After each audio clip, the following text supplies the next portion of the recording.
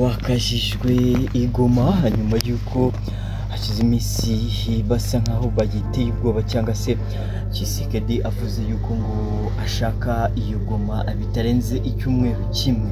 M23 rero ikaba yakajije umutekano igoma nyuma y'uko ibyo byose bibaye. Murabyibuka ko kandi ni nama yabereye mu Bufaransa, Emmanuel Macron n'abandi bayobozi bari bemeje yuko ikibuga cy'indege cya Goma kigomba gufungurwa bitarenze ibyumweru bibiri, ariko ibyo M23 ibikubita mu gutwi bihinguka mukundi. Tshisekedi ku munsi w'ejo hashize nibwo nawe yakoresheje inama asinya ko bitarenze icyumweru ikibuga cya Goma kigomba gufungura, bityo ngo ubuhahirane bugakomeza bisanzwe.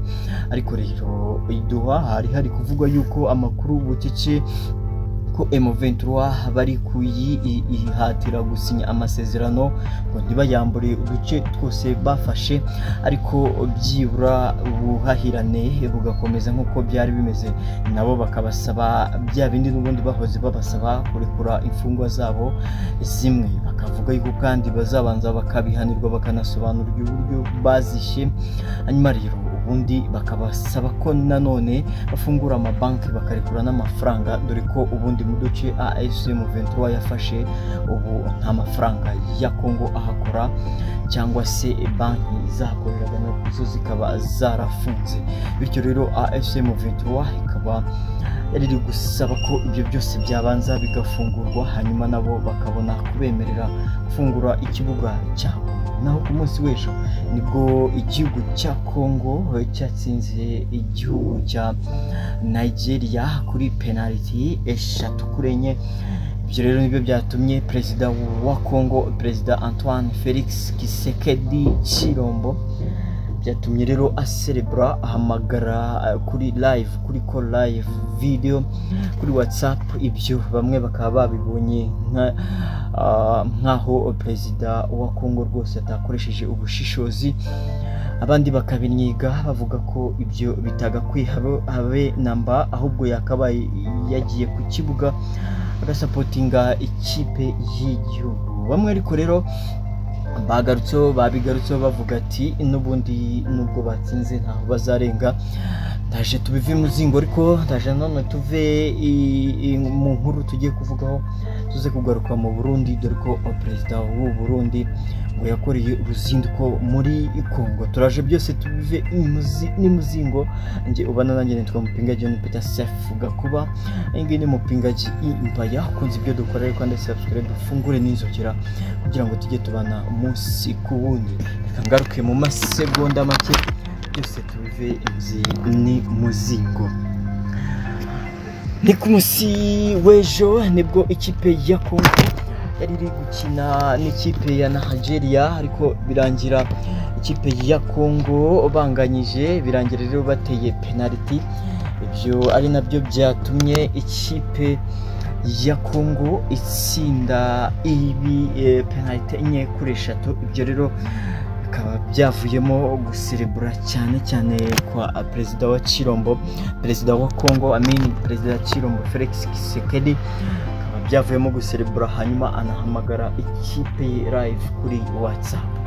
Ariko rero munyemerere tubanze kw'inkuru iri kuvugwa uburyo igoma M23 cyangwa se ihuriro M23 ryongereye cyangwa se ryakajije umutekano ku kibuga cy'indege cya Goma, ko hashize iminsi banuganurwa ko bagomba gufungura iki kibuga cy'indege cya Goma ku ngufu. Bityo rero bakaba bakajije umutekano mu rwego rwo kugira ngo nibanabatera cyangwa se baje kuba bafata icyo kibuga cy'indege ku mbaraga bazasange bari tayari. Abakomando, imbunda nini ntoya zose zuzuye ku kibuga cy'indege cya Goma nk'uko bitari bisanzwe, ibifaha ndetse n'amadrone.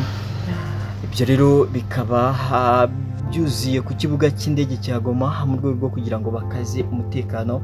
Ibyo kandi bikaba byemejwe n'umuvugizi wa M23 Kanyuka, ndetse Colonel Nanga nawe akaba yabigarutseho avuga ko bagomba gukaza umutekano kuko batizeye uburyo abantu bahora baririmba cyangwa se bababwiriza gufungura ikibuga cy'indege cya Goma, nyamara bo ngo ibyo babasaba batabyemera habe na gato. Naho rero perezida w'u Burundi, perezida Nkurunziza Evariste Ndayishimiye cyangwa se Neva, akaba yongeye kugaragara muri Kongo aho yakoreye uruzinduko we na perezida wa Kongo Felix Tshisekedi. Ibyo baganiriho turaje mu kanya nabyo tubive muzingo. Icyo nkwisabira ujye ubana natwe 5 kuri 5 kandi ukanda subscribe nimba utarayikanda, nawe wakoze subscribe umuntu w'umugabo mpora mbigushimira cyane. Ariko rero muri urwo rugendo yakoreye muri Kongo